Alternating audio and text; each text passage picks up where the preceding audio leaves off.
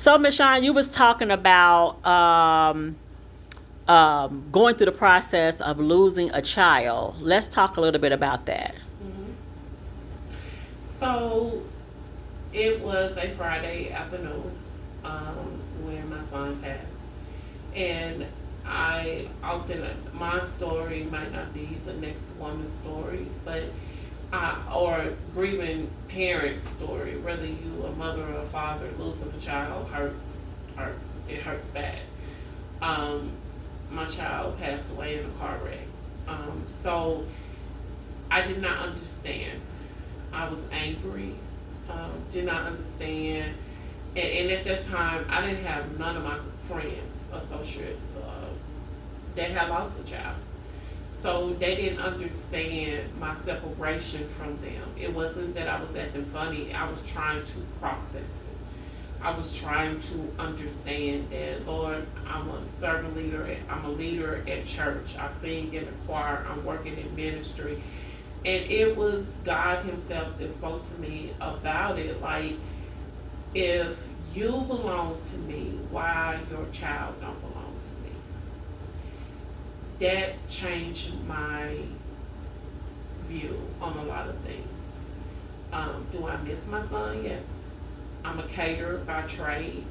So when I used to do weddings, certain part of the reception, I would literally have to walk out because I didn't want to see the mother and son dance. Because I, that will always be piercing in my heart. But I learned how to process things a little different. I learned to write in my journal. I learned to talk through my pain, and I learned how to be truthful how I was feeling. Um, And that's good because often we are told, we're kind of faith based. mm, We're told to trust God. We're told He'll make a way. We're told pray, fast.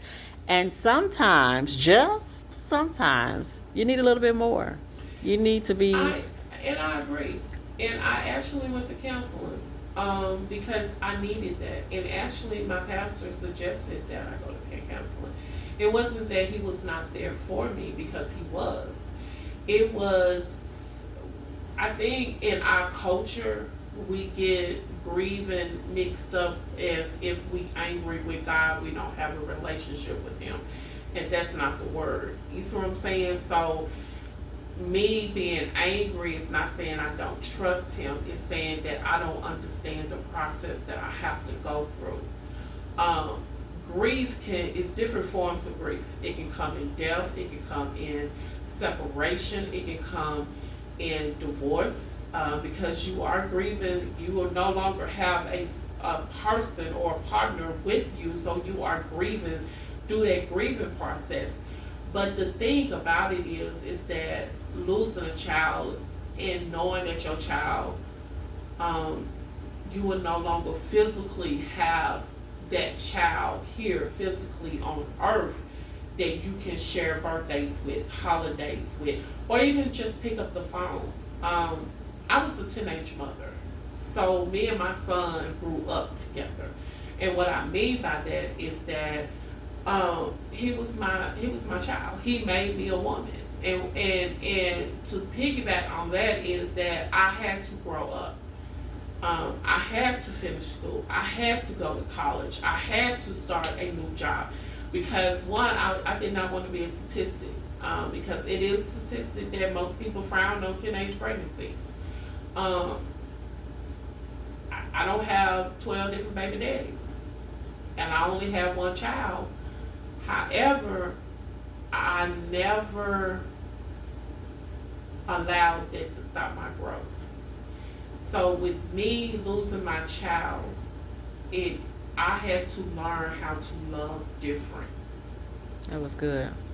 I had to learn how to process my life different. And processing that, God birthed the ministry out of it. Pause right there with the process. So I remember you saying, Miss D, that you were divorced. Let's talk about the process, the processing of divorce, because Miss Shawn talked about divorce actually being a form of death. It is the ending of one thing and launching into another. So let's talk about the processing of divorce. So I was encouraged before I was divorced, to go through a class called Divorce Care. And before that, living in a black community, I never went to a class for anything regarding my life and life changes. And so I was encouraged to go to this class, and I went again before I got divorced. And basically, it helped me to understand that even through going through divorce, you have levels of grief. You have, it's processing, because again, you're losing a person that you built something with. And if you have children, you still got to deal with that parent on some levels. And so, that person on some levels. And so, going through divorce care helped me to be able to kind of process it in a more healthy way versus toxic way. When I actually got divorced, I went through the class again. And it was different because it was finalized. It was actually a real thing, and I learned a whole lot about just processing life changes through that divorce care class. So let's talk about your story and processing the empty nest, going from a hectic house to empty nest, because that's financial, that's emotional, that's physical, it's even social, because your crowd changes. You might have friends in the soccer mom club, but now it's kind of like, okay, what do we truly have in common? So let's talk about the processing that you went through to learn how to now focus on you. It was an adjustment, for sure, but I can say it was a happy adjustment because I knew for myself as a parent, I had done all I could do to raise my kids in the right way, and now it was in their hands to continue with that raising. So when they left, it wasn't as an emotional separation as some parents have with their kids. My sons and I have a great bond. Even still to this day, we have a great bond. But I knew that my husband and I had raised them to be great men. So when they left, it wasn't an emotional, like, I'm going to miss you type thing. It was an emotional thing that's now going to be great for both of my boys. And they both done that.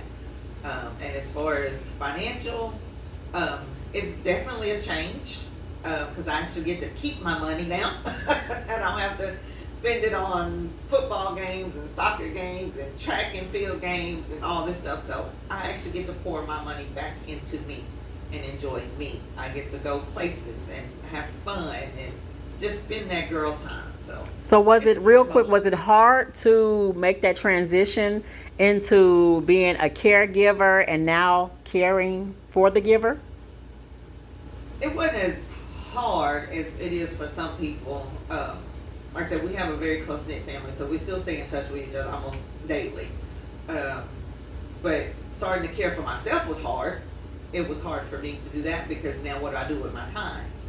And I know Ms. Shawn had mentioned earlier that I actually had to go through counseling because I felt empty. I didn't have to run places. I didn't have to be be with certain people. Like you said, the crowd did change. And so I went through counseling, and going through that, she helped me figure out who I was. Who am I? Who is Miss K? What does Miss K mean to Miss K? What does Miss K want to do now? So we went through all of that, and I found who I was. I found my voice. So the separation wasn't hard. It was actually eye-opening and great. Can I just say, for all three of you and the individual stories that you bring to the table, that number one is necessary. Each one of you are essential, and this is just the beginning of so much more information, so many more conversations. And so individually, I know that we're going to hear about your stories, but as a collective, it is so important that we start talking, start the conversation. Life after 40 is not a bad thing. It's just different. So with that, once again, I am so grateful. I am honored to be in your presence. I'm honored for your story and for your willingness to even participate in the conversation. So clock in. Thanks, ladies.